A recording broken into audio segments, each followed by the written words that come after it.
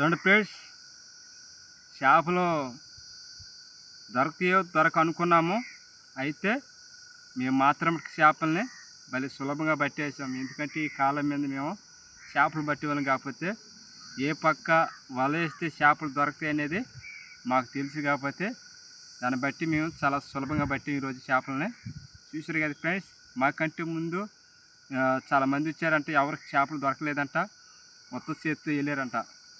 అది బట్టి నేను ఏమన్నానంటే, ఫస్ట్ వీడియోలో పడతాయో పడవో చేపలు పడాలని మీరు కోరుకోండి అని మిమ్మల్ని అన్నాను. అతి చేపలు మాత్రం పడినాయి. చూసారు కదా ఫ్రెండ్స్. అలాగే లైక్ చేయండి, షేర్ చేయండి. మా ఛానల్ కొత్త చూస్తుంటే సబ్స్క్రైబ్ చేసుకోండి.